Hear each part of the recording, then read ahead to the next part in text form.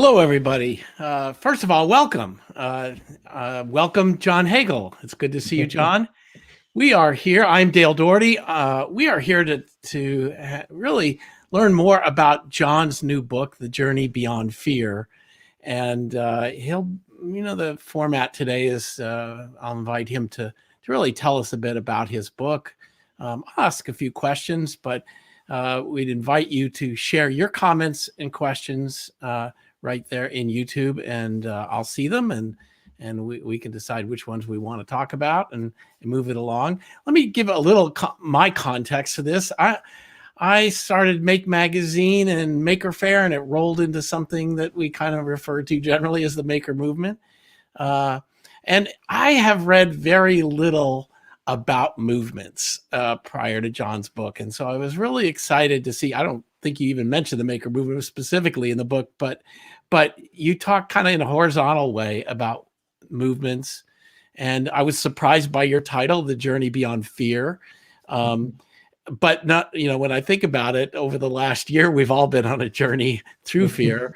And so, you're presenting a kind of choice that we can kind of stay with that fear, or move to a different place, and movements, in a sense, can help us get there. So I'm really excited by this. Let me also preface it by saying, I learned a lot about you, John, in the book. I've known you many years and met you here and there, but it was very personal, and I enjoyed that. It has a memoir quality to it, but it's also personal in the sense for the reader. It's really about things that an individual can do, because we all have our own stories. We all work in organizations or serve in them in some way, but this focus on movements is a different space that I haven't seen too much. So without furthermore, I'm not, John has 40 years experience as a management consultant, author, and entrepreneur.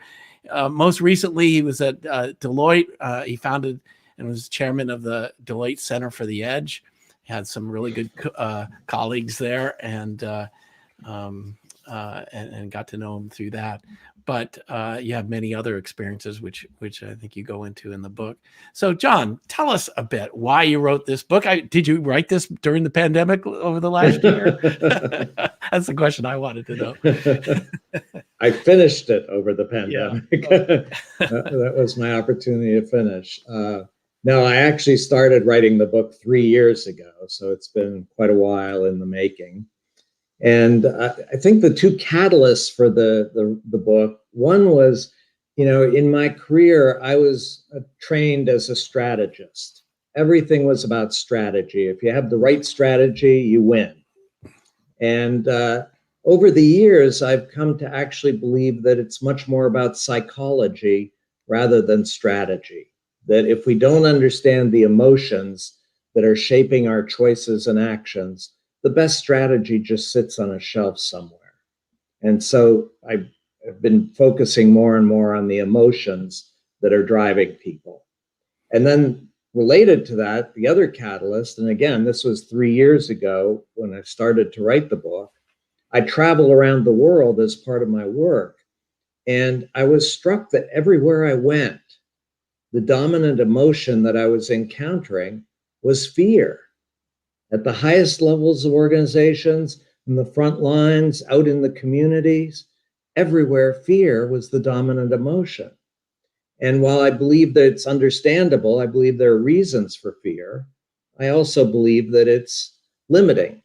And so that was the motivation to write the book, The Journey Beyond Fear. How do we get beyond fear? So I think those were the two key catalysts. And I'll say, too, that I get a lot of pushback from people around this notion of the spread of fear. Many people come to me and say, well, John, I'm not hearing a lot of people expressing fear to me.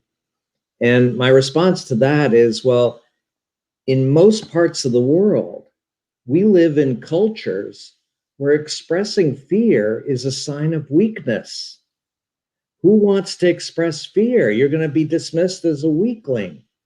So in many cases, I believe we don't even acknowledge our own fear, much less share it with anyone else.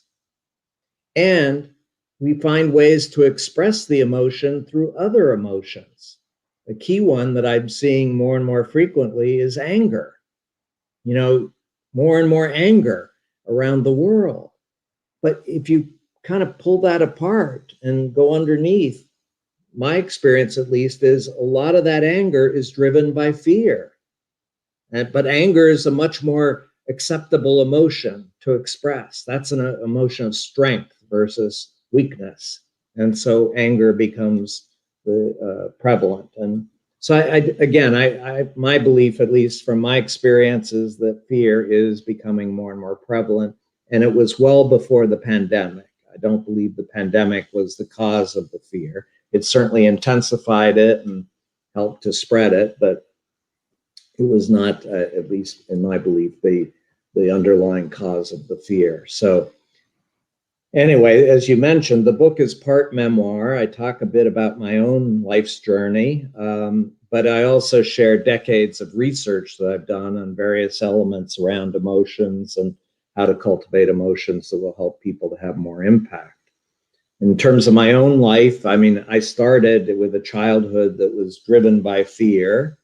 And I managed over my life to slowly move beyond it. But it really wasn't until I didn't get a breakthrough until I was in my 50s. So fairly late in life that I finally found a way to really make that journey beyond fear.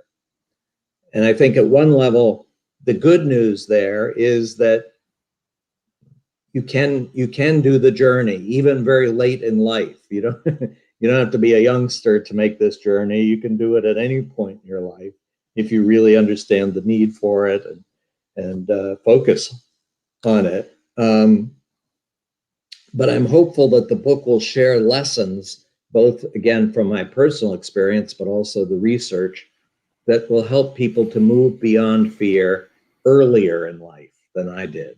I don't want everybody to have to wait until their 50s to make this journey. And the book focuses ultimately on three pillars that I've come to believe are key to that journey beyond fear. And at a high level, I describe them as narratives, passion, and platforms. But I use those terms somewhat reluctantly because they have very different meanings to many different people. And so I have to be very specific and clarify, what do I mean by these three pillars? Because I have a very different meaning attached to them. And that's a key part of the book, is helping people to really see why certain types of narratives, platforms, passion are really critical. And I'll just start with the narrative pillar, which is the first one in the book. And here, I find that most people treat stories and narratives to mean the same thing. You can use either term, you're talking about the same thing. I've come to believe that there is an important distinction that can be and should be made. And in this context, so stories for me are self-contained. They have a beginning, a middle, and an end. The end. The story is over. And the story is about the storyteller, or it's about some other people, real or imagined, but it's not about you, the listener. You can use your imagination, figure out what you would have done in that story, but it's not about you. So that's what, for me, a story is. In contrast, a narrative, the way I define it, is open-ended. There is no end to it yet. There is some kind of big threat or opportunity out in the future, not clear whether it's going to be achieved or not. And the resolution of the narrative hinges on you. It's a call to action, to say your choices, your actions are going to help determine the outcome of this narrative. What's it going to be? So I think it's an important distinction. And while I acknowledge, and I'm not in any way dismissing stories, stories have a lot of emotional power, I make the point that throughout history, millions of people have actually sacrificed their lives for a narrative. They've made the ultimate sacrifice. So talk about emotional power. Narratives can be very, very emotionally engaging. And then the book, again, it gets complicated. I talk about narratives at multiple levels. So I start with the notion of each of us as individuals, I believe, have a personal narrative. And it's our need to evolve that personal narrative. And I believe all our institutions have narratives. And then geographies have narratives. But I also believe that movements have narratives. And so in that context, I've been the focus here is on the untapped opportunity for movement narratives. And here I'll say I've studied movements throughout history in different parts of the world. So it's part of my research. And I found that despite the diversity of parts of the world and points in history, all the successful movements that I've studied had two elements in common. One element is what I call an opportunity-based narrative. They were driven by a sense of inspiring opportunity that would motivate people to come together and drive the change that the movement wanted to achieve. It was an opportunity-based narrative. And then on the other, and a call to action around that narrative is inspiring opportunity, but clarity that until and unless we act, this isn't going to come to pass. Second element that I've seen all the successful movements have is a specific way of organizing. And here I call them impact groups, but basically it's small groups of 3 to 15 people, no more than 15 people, that come together and form deep trust-based relationships with each other. They're inspired by the narrative, but they're committed to action in their particular context. And they both support each other and they challenge each other. And I think that's a key balancing act that goes on in these impact groups. And then movements connect those small groups into larger networks so that they can scale in terms of their impact.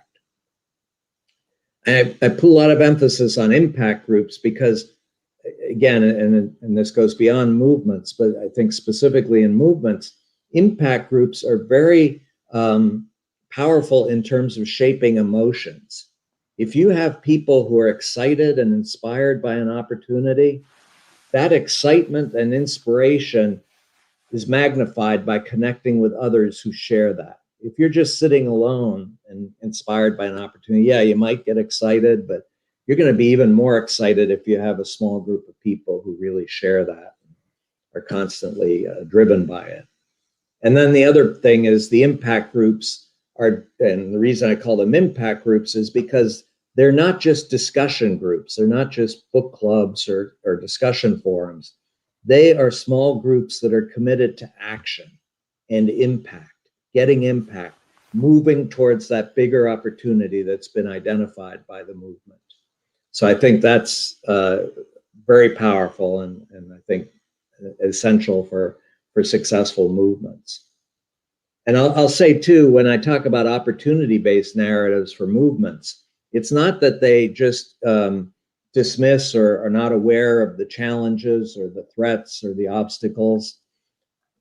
It's a balancing act again. I think the focus and emphasis is on the opportunity. What could we accomplish if we all came together? What amazing things could we accomplish? And yes, there are obstacles and challenges along the way. That's why we need to come together and act, because if we don't, those obstacles are going to block us from really achieving that opportunity. So it's the balancing act, but the focus and emphasis is on what can we accomplish? What's the opportunity that we can address? So that's a part around narrative and the role of opportunity-based narratives in movements. John, just to ask quickly though, there are movements that are not opportunity-based, right? Oh yeah, no, absolutely. We see a lot of them actually. No, and that's my point is I'm talking about successful movements throughout history. I believe a lot of the movements we have today, and it's one of the reasons I'm so passionate about this and have written this book, is because I actually believe most of the movements we have today are threat-based movements.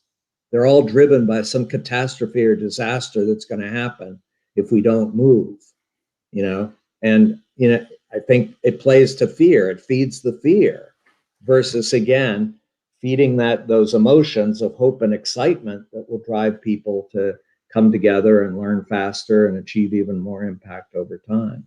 So, yeah, for sure, and worthy of a lot more discussion as we go through this. I just wanted to go to the second pillar, which is passion. Again, a word that's used very loosely. Everybody, in my experience, has a very different definition of passion. The focus for me is based on research that I did, where I looked for environments where we see sustained extreme performance improvement. And I said, what can we learn from those environments?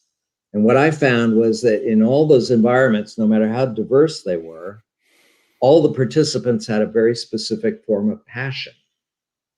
And it's something that I've come to call the passion of the explorer.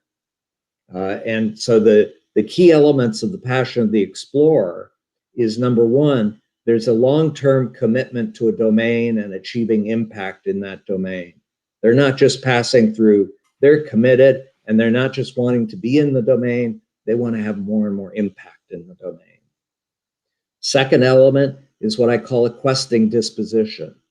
The people with this kind of passion are driven, excited about challenges. When they get presented with a challenge, they're excited. This is an opportunity to have more impact. How do I do this? And then finally, a third element is a connecting disposition, which is the reaction when they're confronted with a challenge is, first reaction is, who can I connect with who can help me to get to a better answer faster in addressing this challenge? So they're extremely well connected and driven to work together in whatever domain that's meaningful to them. So I think the passion of the explorer is a very powerful emotion and really does help us to move beyond that fear. People who have this passion, they have fear. And by the way, my proposition in my book is we're not going to eliminate fear. Fear will still be there. There are risks and challenges and things to be afraid of. But the key is cultivating the emotions that will drive us to move forward and have impact in spite of the fear. And then finally, a third pillar in all of this is platforms. Again, broadly used term. Everybody talks about platforms these days. My experience is most people and most of the platforms we have today are either aggregation platforms that are focused on short-term transactions, buying and selling products, for example, and then social platforms that are helping people to connect with and build relationships with friends and family, but it's all about relationships. There's another category of platform that I think is an untapped opportunity, and in the context of movements, really essential, which is what I call learning platforms, where the primary design focus of the platform is how do we help all participants to learn faster by acting together.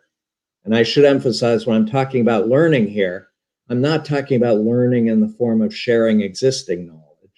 I'm talking about learning in the form of creating new knowledge that comes from action and reflection on the impact that's been achieved so you can get more and more impact over time. So I'll just perhaps wrap with, I think one of the opportunities that I see here and was a motivation in writing the book is, for the past several decades, I've seen a whole series of initiatives that broadly fall under the umbrella of human potential or human growth.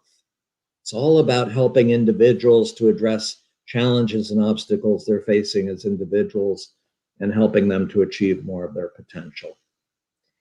On the other side, a whole set of other initiatives that broadly fall under the umbrella of social change, that are trying to change our institutions, our economy, our society, to create a more beneficial environment for people. Interesting thing to me is these two sets of initiatives have proceeded for decades, and there's actually very little interaction between the two. It's either all about the individual and helping them to achieve more of their potential as individuals, or it's all about creating better environments for people. My belief is until and unless these two combine, connect, integrate, we're never going to achieve the potential that we're capable of. Because unless we're in environments that encourage that, and unless we have motivation as individuals to pursue that, we're not going to achieve the potential that is possible. So again, my hope in writing this book is to help people bring these two together so that they recognize that it's not one or the other, it's both together. And so maybe with that, let me just that's great. turn it back. Well, we're starting to get a few questions in. I welcome more. We'll get to them in a second. I thought, if you don't mind, I'd like to take a minute and just tell you, John, as I read the book and I thought about the Maker movement, how, my own story fit this, in a really interesting way. Because, when I first started this, I did not intend to start a movement. I didn't really have that in mind. But what I saw were people, and I call them enthusiasts, so the passion component was there. They were excited about what they were doing.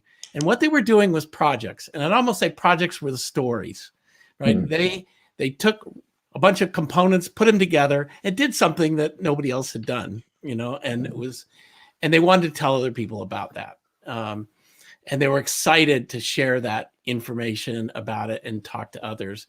And, so I was putting together a magazine about this, and I had people and projects. And out of that, I began to see, well, these are interesting people and they don't know each other. What if they got to meet each other and not just them, like in a club, but what if lots of people got to meet them and ask them questions and see what they were doing? And that's really the genesis of Maker Faire, was bring all those people together with all kinds of projects and see how it, how it goes. And I think one of the things that you talk about, and we talked about it because we felt it at Maker Faire, there was a kind of collective vibe that came from bringing all those people together. And you felt it. I don't care if you're a 5-year-old or a 50-year-old or whatever, you felt it there. And so, to some degree, I think all of those things coming together propelled people, and what you use the word narrative, is to realize their stories were part of something much larger. And, I recall, actually, I think Gary's on here. Gary Bowles had me give a talk at TEDx in Detroit. And I was thinking about that narrative a bit. And I used a phrase that I think has resonated. And I said, all of us are makers, because I knew some people were, but it was not something that was fact-based. It was an aspiration, right? It was like in our human nature, we create and make, and that's a wonderful thing to celebrate. So let's see that in ourselves and see the potential of that. Anyway, that's kind of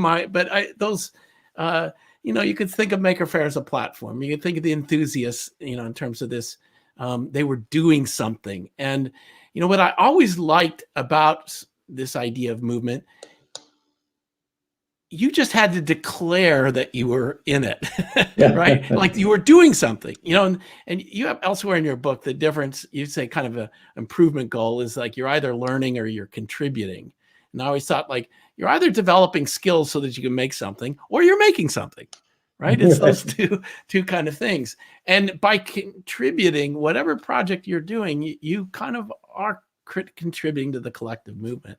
So that's kind of my story on this. And I think I thought what you said, and there's a lot more in there. The one thing I think was really fascinating, well, because you talk about geographic narratives. And one of the things we realized about the Maker movement was because it wasn't wholly digital, is that place mattered. So people created maker spaces and they met in person in small groups, largely, to share what they were doing and work together. And I think that kind of goes back to your cell idea or teams that I thought was very insightful, that we tend to think of movements too much as mass movements rather than clusters and connections between groups of people. So I thought that was really fascinating in your book as well. Yeah, I have to share one story that I think particularly reinforced my view of this notion of impact groups. It was an article that Malcolm Gladwell wrote many years ago, actually, on the evangelical movement. And he said, when the media covers the evangelical movement, they go to these mega churches on Sunday and they film the preacher preaching to thousands of people. He said, that's not the movement. The movement is in small cells. He called it the cellular church, that the evangelicals form small groups, 3 to 15 people, that meet at least twice a week in addition to the Sunday service. And their focus is on action. How can we make more impact with our beliefs? And so, again, I think it just highlighted for me the importance of these small groups. And I think in your case, absolutely, from what I've seen of the Maker movement, it's very much coalesced into these smaller groups, but also that I think a key role that you played and others in terms of shaping this movement is moving beyond the stories and projects and framing the broader opportunity that we all have the opportunity to be makers, right? In one form or another. A very inspiring and exciting opportunity. Yeah. And yes, the stories reinforce that. Again, I don't want to say I'm dismissing stories. Yeah, no, stories are important. I think you make a real difference, because I've often, I've gotten the question sometimes, well, where is the Maker movement going? Right.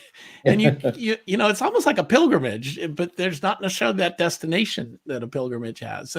And so it's not necessarily defined by its goals. It's actually defined literally by the moving of people, right, in a direction and they see that as something in common. So I think that's really fascinating. Let me get to some of the questions on here. Gary, I'll ask your question.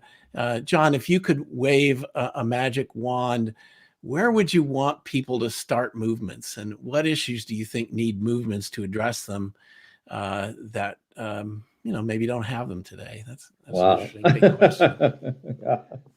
Man, where's my magic wand? I want that magic wand. Come on. No, I think in a broad generalization, I believe there's a need for movements at all levels. I think there's a need for movements within our institutions to drive change in our institutions. I think there need for movements within communities to nurture communities that are going to help all the participants, not just a few of them, but bring more and more of the participants in the community together to achieve more of their potential. And there are certainly issues, everything from poverty to climate issues to education. We just have so much need to change the fundamental environments that we live in today. And you say it in the book. I think a movement is a tool, right? And there are people, particularly on the political side of issues, that think of the legal system as a tool. Like we can change the legal system. Right. But what I've always been fascinated by is that just changing things legally doesn't change hearts and minds. Right? Yes. And that's where, like your reference to religion is, I find, sort of did grow up religious, but I'm not now. But it actually gave me a grounding in that if you study the history and other things, it's like, how do you get a group of people together and really change their hearts and minds, which leads to changes in behavior and other things. I think that's the question, is not how to get people to vote one way or the other, but how do you really bring them together? And I think that's an interesting problem in lots of ways. And I think a key element in this, and it ties back to fear, I think fear, it has many different consequences, but one is it can reinforce a sense of passivity. things are going to hell, and there's nothing I can do about it. It's too overwhelming. I'm just gonna, withdraw. Yeah. Versus, again, I think the role and opportunity for movements is to create a sense of agency in all of us, that we can and need to make a difference. And again, that ties back to the concept of narrative, that call to action, to say, yes, we can do this if we come together. We can't do it alone. We need to come together. Yeah. Let's do it. Yeah. Victor Purton writes, your earlier book, The Power of Pull, has been a strong influence on me. It really is a terrific book. And how do the three pillars power a contemporary power of pull? Wow. Yeah. Long conversation. I actually should try to do an article on it, because I didn't in the book make that connection.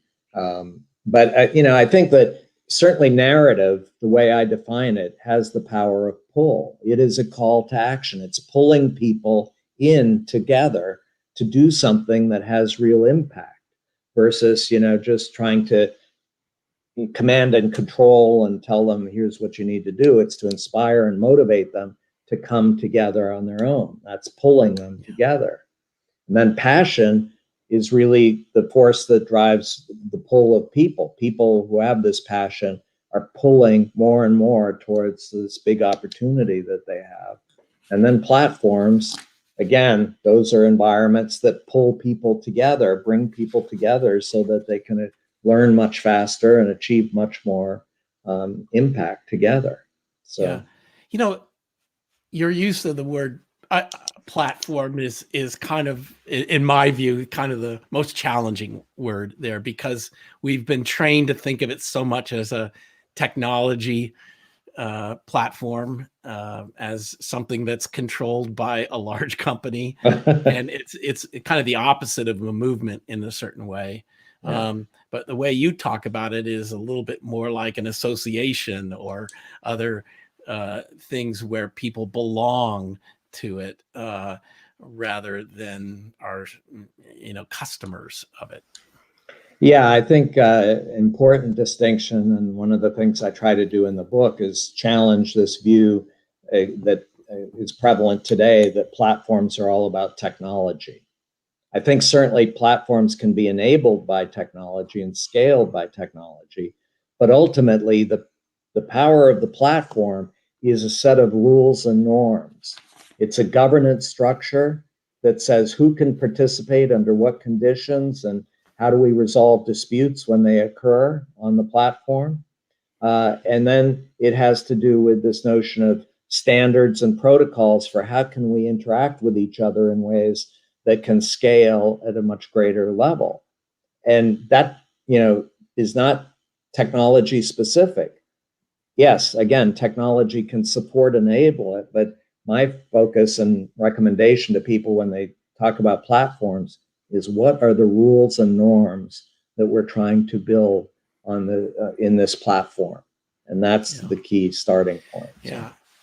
And it's kind of interesting, because if Silicon Valley has a weakness in some ways, is it really didn't understand the norms. It was, it was building platforms without really understanding and having, it had rules in the sense of algorithms, but they didn't really know how to establish norms. They just thought that sort of they would emerge or somehow be defined. But I'm thinking of how many platforms that emerged out of Silicon Valley worked when there were small numbers of people on it who already had built deep, trusting relationships with each other, probably outside of this. And then when that flipped, and it meant like you had all these followers you didn't know, and you didn't know really how to interact with them, or they you, it really became quite a mess. No, we lost sight, I think, again, of the fundamentals of what makes platforms so necessary and so powerful is the norms and the rules that govern the behavior and help us to come together in ways that are productive versus dysfunctional. Let me just remind everybody, please put a comment in. We've gotten a few questions and comments in there, but love to have one. Oh, okay, Luke Lamont. Question for me, actually, Dale. Yeah. Ken Robinson long expressed his concern that our education system dampened our sense of kids' sense of creativity, and I hope the maker movement would have made inroads in education. Well, it has. College campuses are building maker spaces like you can't believe. Private schools everywhere have this. Our public schools are mixed in this. I don't think it's a dominant mode in this. And it kind of reminds me, something John said in the book that you talked about passion, and in many ways people, especially adults, don't feel that passion anymore for what they're doing. And when I started the magazine, I thought one of the things I'm trying to address here is that there's a lot of people don't feel that enthusiasm for what they're doing. They're not excited. They work in companies where they're told what to do. They're in committees that nobody makes a decision, and they don't feel like they really have that sense of agency to make something happen or do things. And that's kind of the core what I wanted to get in education, because that's how kids feel in school. Largely, they're bored. They can't decide what to do, what to learn. And yet you take them out of that context and shift it, and they could learn so fast. They're so smart. They're so curious. They're so creative. And we've created an institutional framework that really holds them back. And when John said you were 50 before, discovering some of this, most schools are a culture of fear, not a culture of hope. It's a very competitive kind of framework. And I think if we could change the culture of schools, well, it'd be the biggest achievement of our anyone could imagine. But you would have a kind of movement that would change culture. So the short answer to your question, Luke, is maker movement alone has not been successful at changing the culture of schools. If it's a bad culture, putting a maker space in that school will not make it better. It might make it better for a few kids who ignore or resist that culture. If you had a good culture, a creative culture, it would flourish, and it would be, everything I dream it could be. So I think it's a really good question. Yeah, I would certainly add on that. I think, again, I talk about pushbacks that I get from some of the concepts and themes in the book. And one of the biggest pushbacks is this notion around passion of, oh, come on, John, some of us are capable of passion, but most of us just want to be told what to do and have the security of a paycheck. And my response to that is, let's go look at a playground and see children 6 or 7 years old. Show me one that doesn't have excitement and curiosity and desire to learn about things. And what happened? They went to school, and they were taught in school to listen to the teacher, memorize everything the teacher has to say, and then play it back on the exams. Yeah, culture of compliance. Yes, and it was, and I've certainly done a study of the history of the US public school system, but it was explicitly designed to take children who had that kind of passion and curiosity and train them to go into work where they were told what to do. Factories where you were assigned a task and you just did the task as reliably and efficiently as possible. And so I think there is a fundamental change that has to be done, to your point, in the educational system, that until and unless we have a movement to fundamentally transform our educational system and organize it around the goal of helping all children to draw out the passion that exists, I believe, within all of us. John, it's a perfect example, because policy and legislation won't change it, right? Yeah. And I don't care. We're kind of 20 years into what was started in 2001, the No Child Left Behind, right? and it not only sort of introduced a regimen of high stakes testing, but it also caused schools to change how they taught kids, which was the really harmful part. That it wasn't about learning; it was about testing, and that is such a fundamental shift. And if anyone in the audience has an idea how to get that, because there are really good schools and models for schools out there, but they don't propagate because these cultures exist. So, and I would also just add, at least in my view, the movement around educational change, transformation, ultimately has to come from the parents. If the parents aren't motivated and mobilized to drive the change in the school system, it's not going to happen. absolutely. And they have to be constantly driving that, not just, every 4 years or whatever, trying to get some change to happen. So, Yeah. absolutely. Yeah. There's a nice comment from, I'm not sure how to pronounce Sensuk. I'll try that. He said, I noticed there are several movements that impact at both the individual and societal level. One of them is the Yellow Ribbon Project, and the other is Dads for Life in Singapore. He said the first gives a second chance for ex-prisoners and change the mindset of employers to hire them. So I presume that's the Yellow Ribbon Project. So that's really interesting, I think. The other creates new fathers in families while society realizes the importance of engaged and nurturing father instead of the busy working fathers who are generally disciplinarians. So sound like it, but I think the larger point that he's raising is, I don't think you're not saying this is, we all have our own personal growth narrative in a way of what we want to do better, get better. But if that personal narrative is connected, and again, I think we see this in religion, if it's connected to others that are on the same journey with us, it's reinforced, it's powerful, it's affirming, all these things. No, totally. I think, again, it's the combination of the two. It's, encouraging the individuals to pursue more impact that's meaningful to them, but then it's focusing on creating environments that make that possible. Yeah, and I think you use Alcoholics Anonymous as an example in the book somewhere, I think, and I think one of the big lessons of this is actually connecting people to each other rather than to a leader, a teacher, or whatever, that kind of relationship.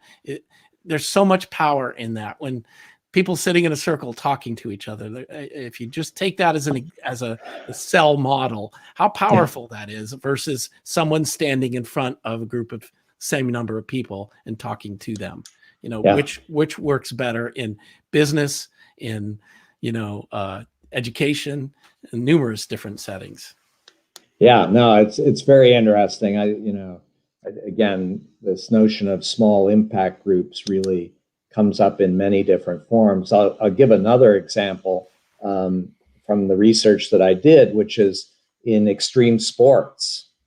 Everybody looks at big wave surfing, and they think about it, well, it's an individual sport. There's only one person on that surfboard.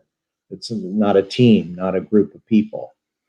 But actually, if you look at big wave surfers, they come together in small groups on the local surf break where they meet constantly. They're constantly working with each other to figure out how can we get better at what we're doing. They share that passion for achieving more and more impact in terms of surfing really dangerous waves. Yeah. But it's not just, yes, at the end of the day, there's only one person on that surfboard, but they're coming back to the impact group and sharing their experiences and getting encouragement and support.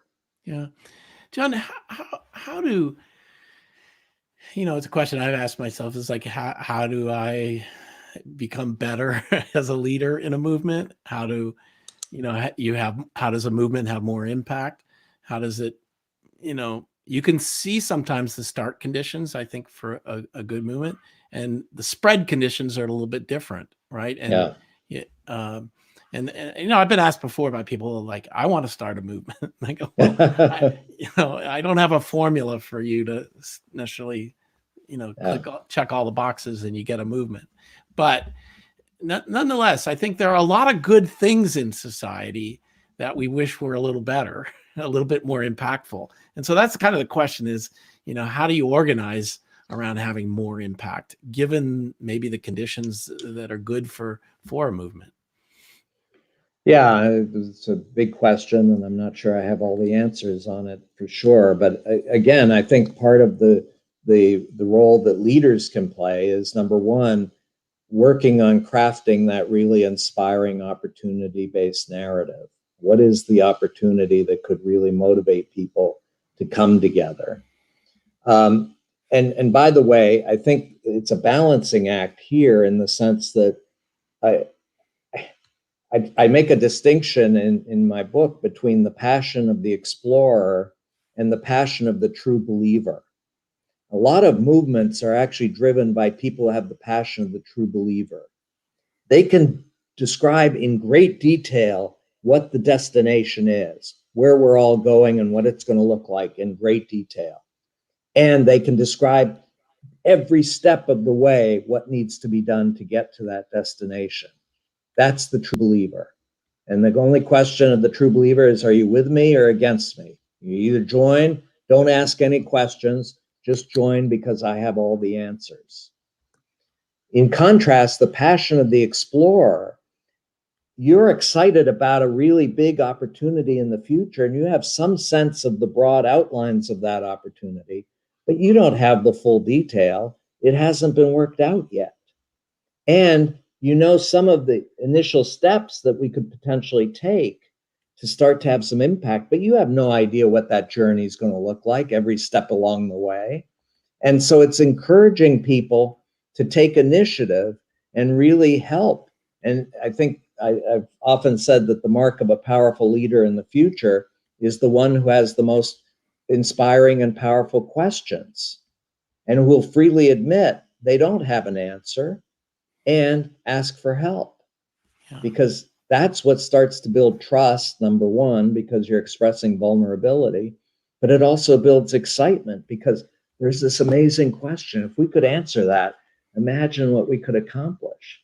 And so I think in the context of movements, it's framing that opportunity at a high level, but not too much detail, and then starting to frame some, one of my mantras is actually from The Power of Pull, is small moves smartly made can set big things in motion.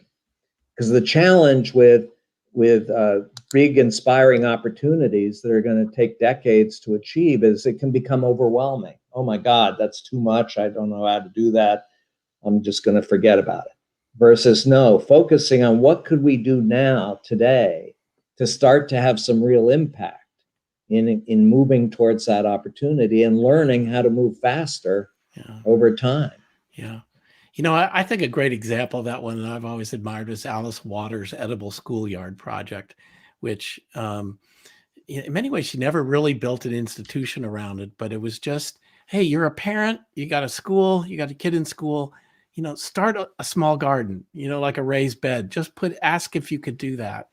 And, you know, there was no curriculum for it. There was no necessarily understanding how it fit into schools, but people just began doing it. And it was achievable thing. And now you have the curriculum, you have cooking programs and gardening programs at some of these schools. And it really just took off because that really small step was possible. And, you know, parent walks in and says, could we start a garden there? And nobody said no. So they just went ahead and did it. So it was a really nice thing there. Well, we're talking about education. Ryan Krohn says learning or transforming traditional education systems to learner-driven learning systems. We were inspired by John's Power of Pull and built the Waukesha STEM Academy 10 years ago. That's a nice thing to hear. Yeah, wow. That's great. That's great to hear. You know, I'm really inspired when I hear that, you know, people start something new and based on, you know, reading a book or being influenced by ideas. John, what do you think, what would you like to have happen as a result of this book? I'd like to see the world change.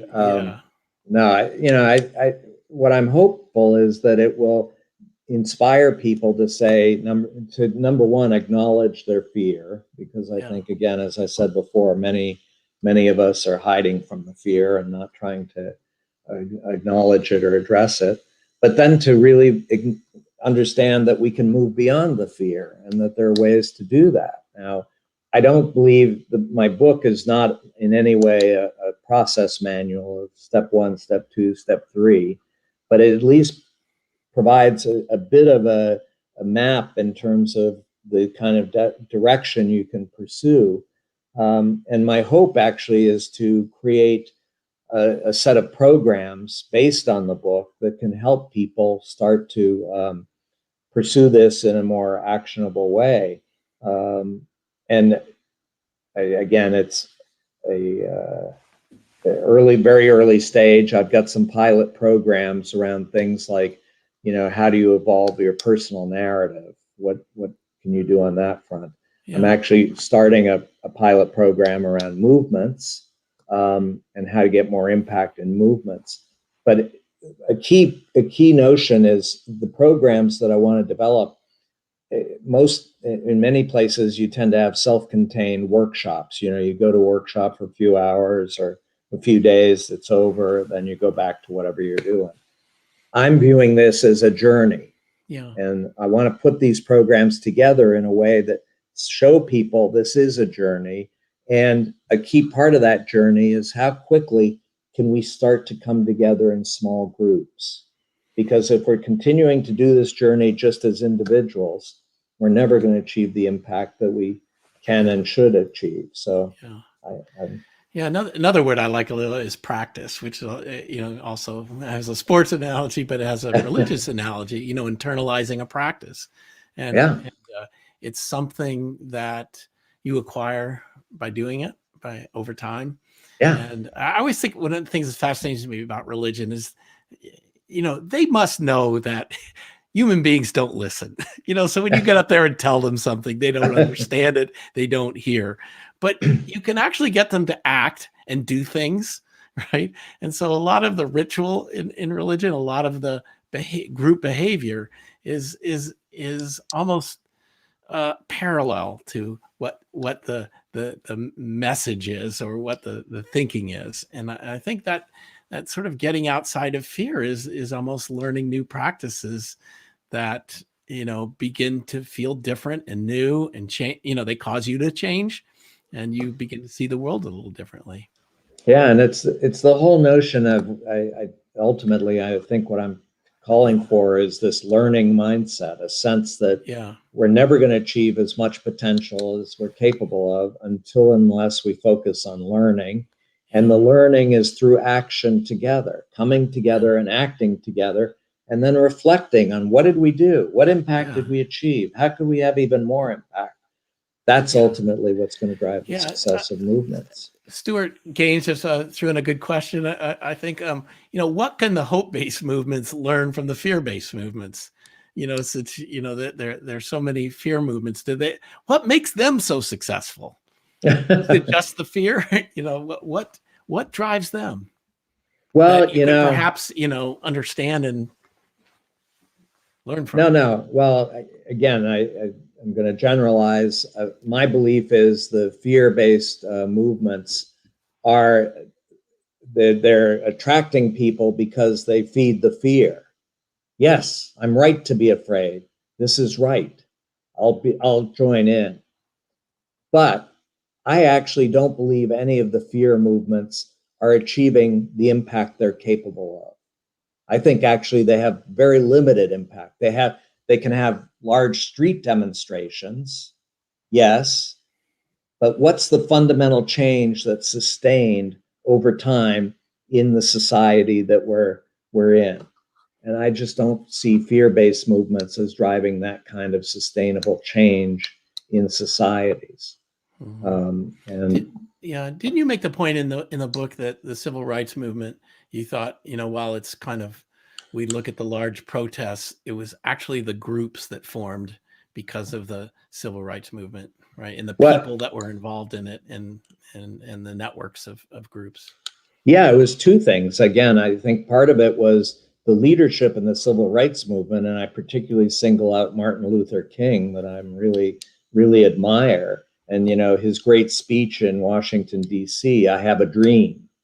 If you listen to that speech, it was an incredible opportunity-based narrative of what could we accomplish? What amazing things could we accomplish if we all come together? It wasn't about those evil racists and how terrible they are and how they're squashing us. It was about the opportunity if we all came together. And then focusing on organizing these small groups that were committed to action in their local communities. And it was the combination of these two that ultimately, I think, drove fundamental change. Yeah. Yeah. You know, I think the things that you admire about these movements, it wasn't just personal change, it was social change that they were after, but both components are necessary. Yeah. And I think sometimes we lose sight of that. Well, listen, John, obviously your book is on Amazon, but its release is today. Release was yesterday, actually. Yesterday. Okay. Yeah. Good. Well, congratulations. You know, that it's always, I think behind a book is a really long process in the case of, you know, a life, and more specifically 3 years in writing it. So it always feels good to see it out in the world. And you know, just like the comment about the power of pull, they do change people's minds and open new doors for them. So congratulations on the journey beyond fear. And I hope to, you know, anybody that's on here, we'd love to hear from you outside of that. I'm Dale at make.co, and you can find John one way or the other. And please let others know about his book, and the good time to even get together if you're part of a small 3 to 15 person group and read his book together. Yeah, it's, you know, I think that, again, obviously, hopefully people can tell I'm very passionate about the messages in the book and the opportunity that we have if we do come together and make this journey beyond fear. But, you know, I'm fundamentally an optimist. I know one of the questions from Victor was what makes you optimistic, and I think one of the things that I'm optimistic about is that we are in a world where we have exponentially expanding opportunities. We can create much more impact with far less resource, far more quickly than would have been imaginable a few decades ago. So exponentially expanding opportunity. The problem is if we have fear, we don't even see the opportunities, much less have the sense of agency to pursue them. So I think that the need is, first of all, we need to acknowledge our own fears and recognize the fears of others around us, because, again, at least in my experience, there's a lot of fear right now. And then find ways to cultivate those emotions that are going to help us to move beyond fear. It's again, a key theme in this, and I'll just come back to it in the closing, is this notion of, for the first time, I believe, really bringing together these two movements, if you will, one around human potential, personal growth. How do we help individuals, motivate them to overcome the obstacles and challenges they're facing? But then, and at the same time, how do we create the environments that are really going to encourage people to do that and cultivate those emotions, nurture those emotions like hope and excitement and passion that will drive us to really have the impact that we need to have. And so when those two to come together, I'm optimistic again, exponentially expanding opportunity. There's no limit. By the way, I will just also say that one of my key things is I cringe every time I hear somebody say, we have an opportunity to achieve our full potential. I don't believe that is possible. I don't believe there is a limit to our potential. The more potential we achieve, the more potential there is to be achieved ahead. And so again, it's a notion of how do we come together in ways that will create more and more potential for all of us. And that's really the exciting piece for me. That's great.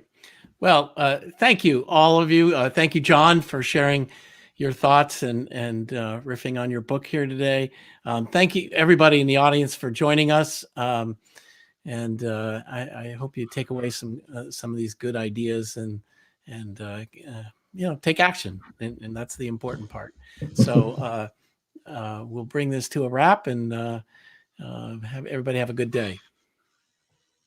Excellent.